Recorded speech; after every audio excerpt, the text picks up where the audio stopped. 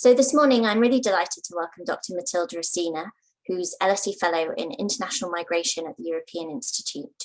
She's going to be talking about her research, which is the topic of a forthcoming monograph. You can see the cover picture there, on the criminalisation of undocumented migration in Europe, an approach governments, including the UK, have increasingly been taking. And Matilde will be explaining the unintended consequences of this policy. At the end of the talk, we should be able to take a few questions via the chat. So please do be thinking of those while Matilda's talking. And as time is tight, when you do think of a question, please do type it in so that we can get straight to it at the end. But for now, I will hand over to Matilde. Thank you very much for talking today. Thank you very much, Louise, for having me today and for the kind introduction.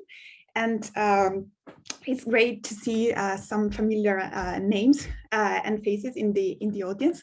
So as Louise mentioned, my research focuses on criminalization, and there are different interpretations of this term criminalization, but really what I look at is the introduction of a crime of irregular migration.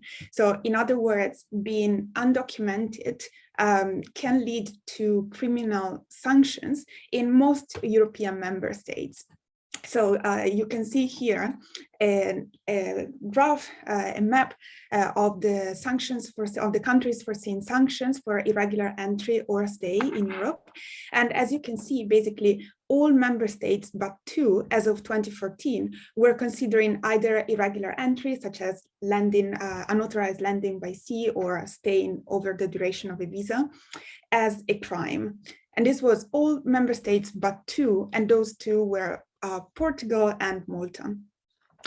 So what I focus on specifically is the crime of irregular migration in two member states that are Italy and France. And what happens there is that on one hand, in Italy, if you are an irregular migrant, you can get a fine of between 5,000 and 10,000 euros. Whereas in France, the fine is a little bit lower, it's about 4,000 euros, but you can also be subject to 1 year imprisonment. So let's say the bulk of my book really deals or examines the gap between the stated goals of criminalization and the actual outcomes of it. And to give you a little bit of a spoiler, what I find was that the norm was much more lenient. It didn't really lead to reduced migration, nor to increased returns, which were its two goals. And actually, it scored quite poorly on all the evaluation parameters that I consider. And it also contributed to a number of counterproductive effects, such as, for instance, by making investigations against traffickers longer in the case of Italy. But today, what I would like to focus on is not so much the debate on whether states can or cannot control migration and to what extent criminalization can do so, but really I want to focus on the weaknesses of criminalization. So in other words, why did it not work and what can we learn for other policies? So what I am going to focus on is four weaknesses, we can say, which are the ones you can see here. So the first one is rationality and the drivers of migration.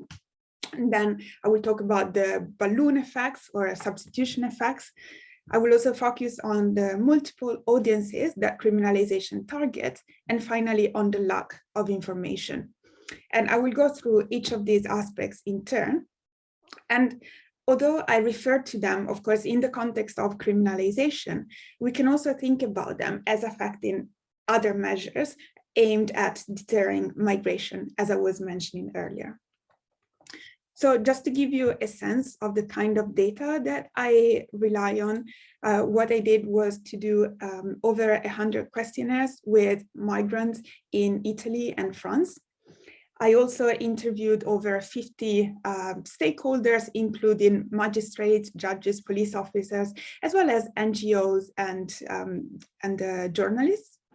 And then finally, I relied on a number of databases and previously unpublished data on migration and on the crime of irregular migration. So let's start with the first weakness that I call here rationality. And indeed, the idea of deterring migration by creating a crime, so by using sanctions, is very much based on the assumption that people make decisions by evaluating the costs and the benefits of migrating. Okay, so based on a rational decision-making process. When it comes to criminalization, this runs into a number of problems, both empirically and from a more conceptual viewpoint.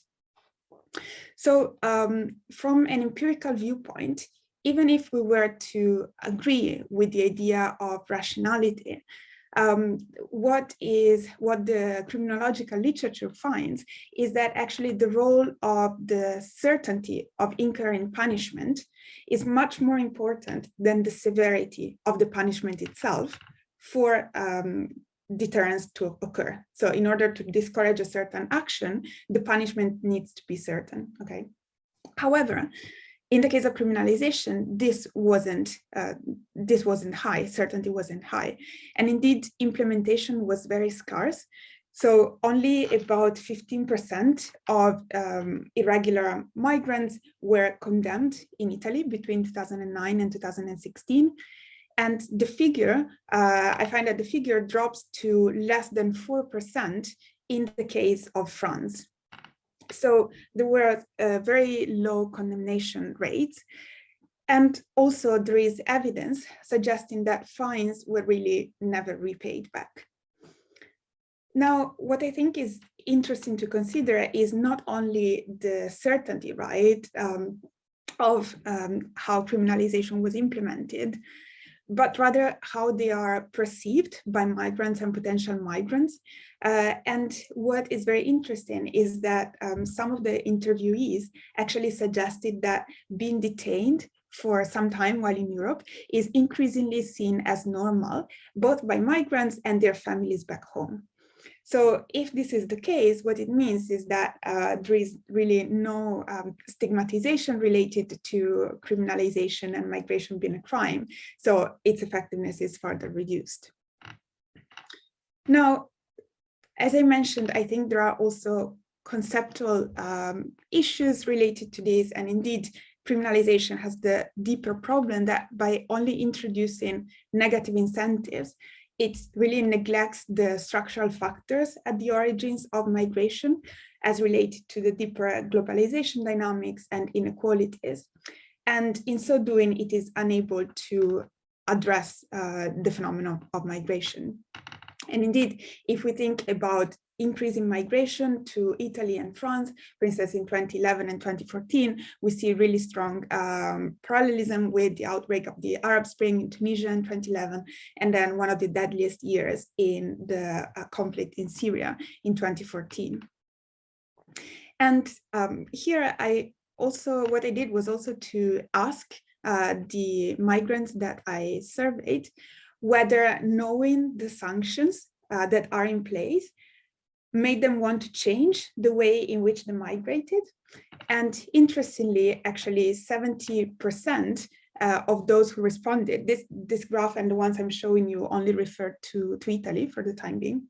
So 70% of respondents said that knowing the consequences of irregular migration, so the sanctions, didn't affect their decision on how to migrate. So this idea of rationality and challenging rationality and the deeper drivers of migration can lead us to the next weakness, which relating to the so-called balloon effects, or they are also referred to as substitution effects. And here I want to start with a quote that is a quote by Bonner, who was the president of the American Border Patrol Union. And what he said is that we can imagine the border as a big, long, skinny balloon. So when you squeeze it in one part, it comes out in another. it just doesn't disappear. So what this means, or what this refers to, is that the idea that if you restrict migration, it will move somewhere else. So if deterrence is to have an effect, this is not so much to stop migration, but rather to divert it to other entry points. And we can see an example of this with in France in 2015, when the country reintroduced border controls. So what they did was that they were again checking trains and cars at the frontier with Italy, for instance. And as a consequence of this, we see people moving to, here, we see people increasingly moving to other segments of the border. For instance, in the mountains near Bardonecchia. They also started going further underground, such as in the hills and in the woods behind Ventimiglia, and they attempted to use riskier routes, such as, for instance, by walking on the autoroute.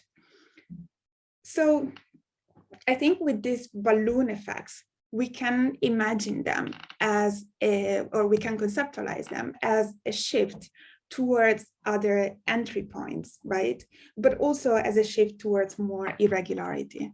And indeed, when it comes to criminalization specifically, migrants are given a criminal record, right? So it is harder for them to integrate and to find a job, which as a consequence also increases their reliance on smugglers to enter Europe and to sustain themselves once there. Therefore also increasing smugglers' profits and migrants' vulnerability to them.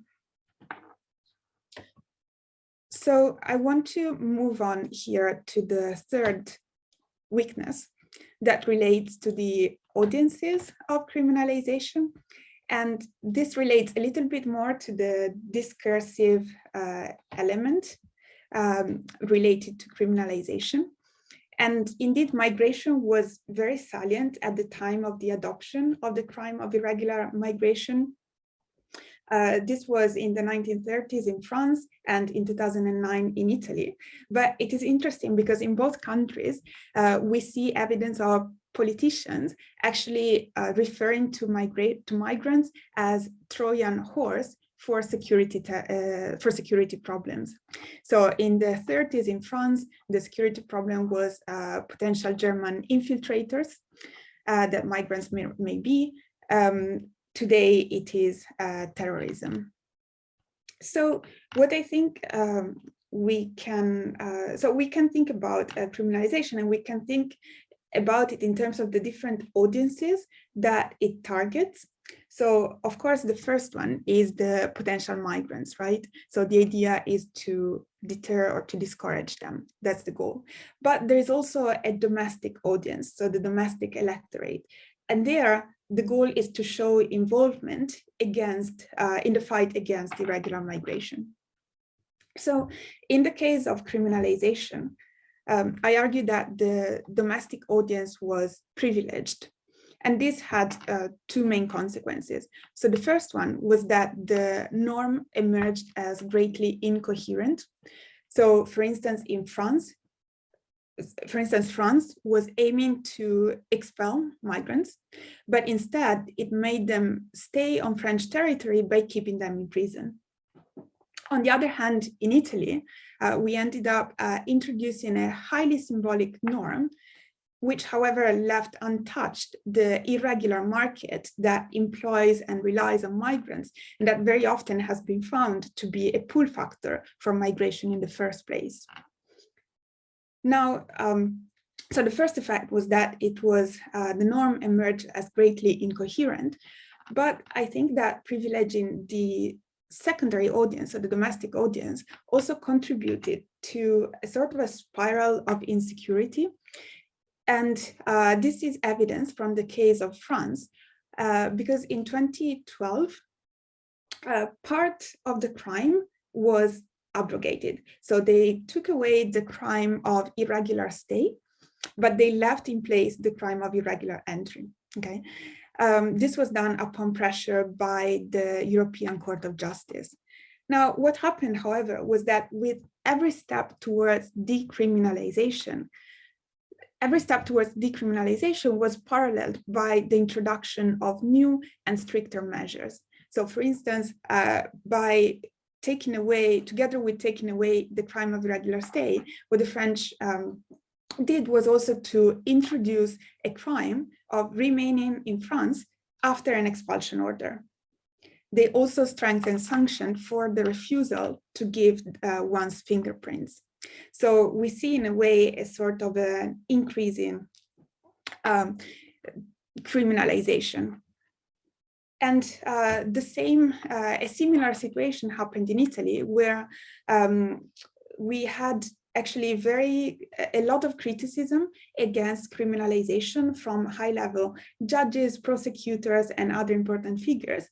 And the parliament itself asked the government to decriminalize migration. However, the government decided not to do so. And the reason, as stated by the then Minister of Interior, Alfano, was that the public would not understand. So I think that here we see very much how the domestic audience took precedence over the efficiency concerns or coherence concerns about the norm, but however, how that contributed to keeping in place a norm that was not only ineffective, but also leading to counterproductive consequences. And this leads us to the last weakness that I want to mention, that is, because the domestic audience was prioritized, it is fair to ask whether migrants actually knew about the measure itself. And indeed, what emerged from my surveys is that the migrants interviewed were scarcely aware of the sanctions. So this is a graph, again, referring just to the Italian situation, in which I gave a list of possible sanctions, and I asked them to identify which ones were applicable in the case of Italy. And first of all, I think it's worth mentioning that actually 66% did not identify any of the measures among the given list. Now, of those who did identify some measures, most of them seem to be aware of the possibility of being returned. But when it comes to the possibility of being fined, here we see fine, only 2% of them actually knew of that. So knowledge of criminalization was really low. And in France, actually, none of the respondents were aware of the possibility of being imprisoned for being in France irregularly. So what is also interesting, I think, is that most information was gathered through personal networks. And as we see here, actually personal networks referring to family or friends or other persons were used in 58% of cases. And perhaps more surprisingly, the internet was only used in 12% of respondents to gather information about the potential sanctions. And really, this supports existing literature, which argues that the degree of information held by migrants is often overestimated, and that most of it comes from personal networks, either in the form of family or friends or smugglers very often. And the last thing I want to mention related to it is that, as I mentioned earlier, knowledge about returns was higher.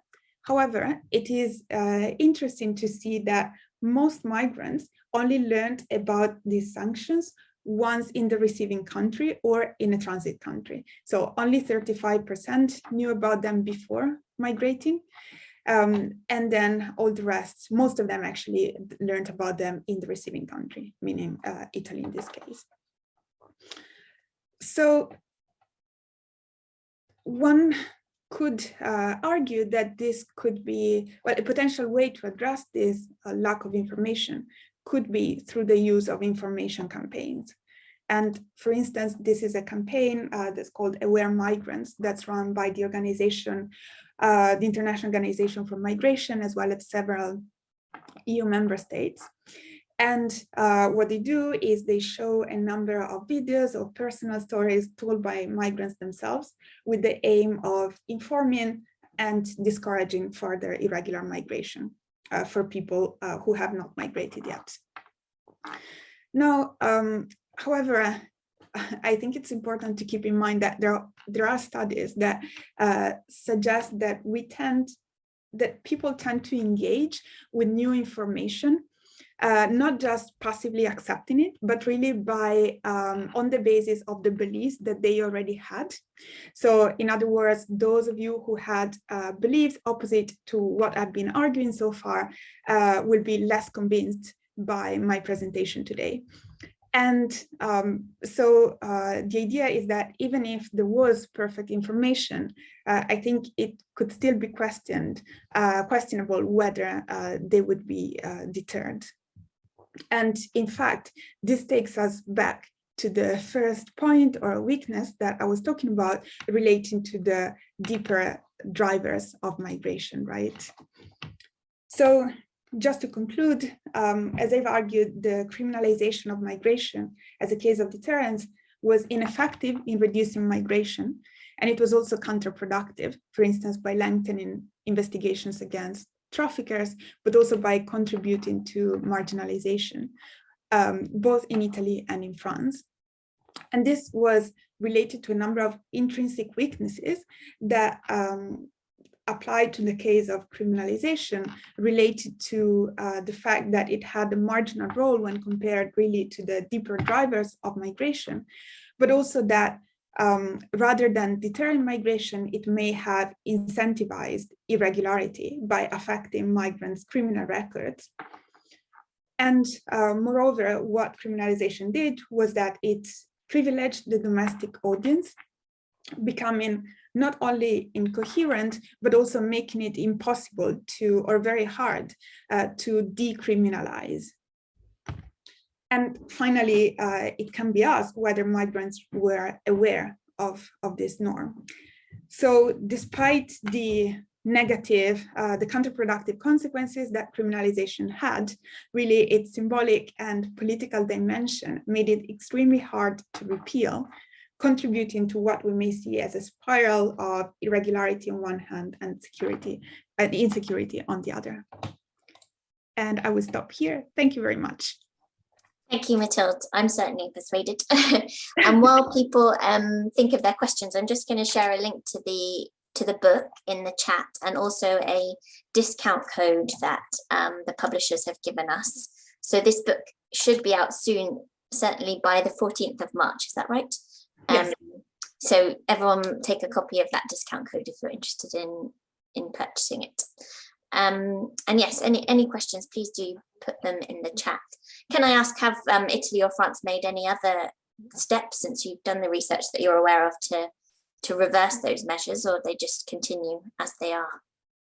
So they are, it's very interesting because in France, actually, they have changed the law a little bit, but still criminalization is very much part of it. So they have actually introduced a number of further crimes, such as, for instance, the very crime of refusing to have one's fingerprints taken. So still very much going in the direction of this spiral of criminalization, in a way, we could say. In Italy, they are discussing the idea of decriminalizing migration. There is a proposal to that end. However, it has not been passed yet. And yeah, that's what we see. And ultimately, political reasons really prevented it from being decriminalized. Great. And there's a question in the chat from Rebecca White. Have you also looked into criminalization of solidarity and the effects or effectiveness of those sanctions? For example, people charged with facilitating irregular migration. Thank you, Rebecca. So that's a very fascinating topic. I have to say that was not the focus of my research. However, when I was talking with some NGOs in France, what they were mentioning was that they did feel somewhat deterred in a way by the criminalization of solidarity, as you say, right? And what they said was that they were trying to help migrants or refugees with an actual refugee status, a recognized refugee status, rather than migrants in an irregular situation, because they feared there could be consequences otherwise of them not being able to even help refugees, for instance. But I have to say this was not the focus of my research, so it was something that came up in some conversations. Thank you. And another question from Daniela. Do you also look at issues related to street level implementation of the policies that criminalise migration? I would imagine that such issues might be part of the reason why these policies do not work in practice. Yes, so the implementation of criminalisation is one of the key aspects that I focus on the book. So what emerges really is that we had a huge implementation gap. So I can show you, perhaps can I share my screen again? Yeah, here, because I have a graph showing to what extent that was the case. So we can see here, it is for slightly different reasons, but basically the yellow line here, solid line, is the number of registered cases in France. And then the solid blue line is registered cases in Italy, which were very high in France, but then only very few condemnations went ahead, as you see the dotted line here, yellow line.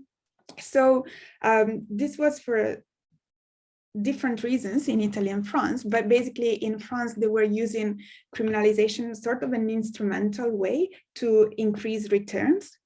So they were using criminal custody in order to put migrants directly in detention centers and then expel them from there. In Italy, on the other hand, there was a lot of resistance from local judges, local police officers, and prosecutors. So I interviewed several of them, as I mentioned earlier, and many of them were actually telling me about strategies that they were using to set aside the files until they expired. In some cases, it was really what they were doing. So the reason was that they were not persuaded of the usefulness of the norm, but also they felt that this was duplicating processes, because basically in Italy you have the administrative process which proceeds in parallel to the criminal one.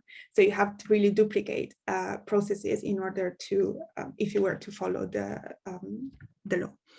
So absolutely there was a lot of resistance to this by local actors in Italy. And just to conclude, in France, I think we see a role more than of local actors, more of supranational actors. As I mentioned, the Court of Justice was key in leading to part of the Court of Justice of the EU, sorry, was key in leading to the repeal of the crime of irregular stay, not of entry or stay, in 2012. And indeed, we see here the drop, right, in registered cases. So I hope that answers the question. Thank you. And we've got 1 minute for one final question, which is about the Italian government's claim that the public wouldn't understand the logic behind decriminalisation. Do you know if they had any data to back that up, or was it more of an assumption? Excellent question, Kieran. So actually, no, I doubt they had any questions on that. I think what they were thinking was that they were afraid that the far right could kind of leverage decriminalization as lower willingness of the government to be active, right, on the issue of migration. That's what, for instance, Renzi mentioned and other politicians mentioned. But it is very interesting that you asked, because in fact, there was a survey conducted among the supporters of the Five-Star Movement, which in the words of, Beppe Grillo, was actually a populist party speaking to people's bellies, as he said. So what came out is that the